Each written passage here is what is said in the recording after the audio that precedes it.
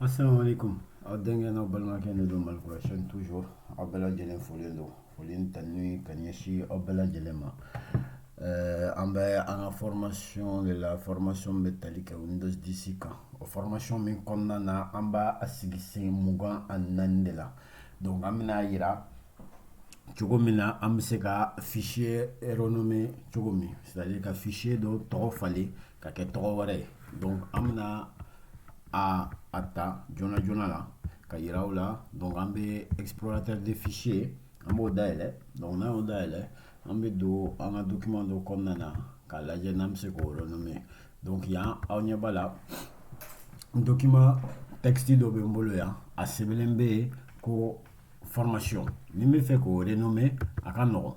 Soit solution chama memolo, soit mais clique à quand. Donc ma sélection maintenant sans faire la bandum vle sans fait. Donc be renommer ta. Ni renommer ta. Donc il va y avec encadré qu'à bleu. Donc au corps on met ce qu'à supprimer. Donc on met ce qu'à trop fallait. On va créer un nouveau fichier. Ou bien on va créer un fichier croix. Mais c'est qu'à quêta. Donc voilà, on a fichier renommé là. À la formation là, qu'on a fichier croix là. Donc ni me fait sinon, mais c'est qu'à clic droit quand. Donc ni clic droit quand, on a sélectionné qu'à clic droit quand. Mais jigi ni menu qu'on a, mais jigi faut du manana.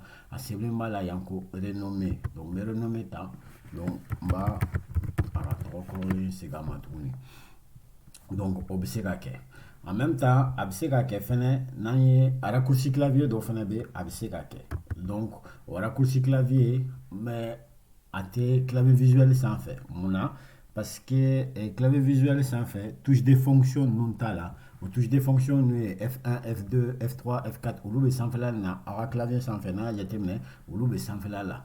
Donc aux touches de clavier, aux touches de fonction, nous n'y a jamais n'a cliqué n'a souris siglen tonica. Il n'y a pas là, c'est maintenant qu'on renommé ani F2. Donc F2 de c'est qu'à renommer qu'elle n'y fait qu'à qu'elle raccourci clavier. Donc il est F2 gauche, hop, il va sur il c'est qu'à il fichier renommé. Tu vois Michael.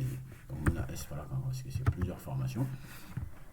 Donc on est bi vidéo congourni ka yira la cogo min an bɛ se ka fichier renommé Windows kɔnɔna na cogo min.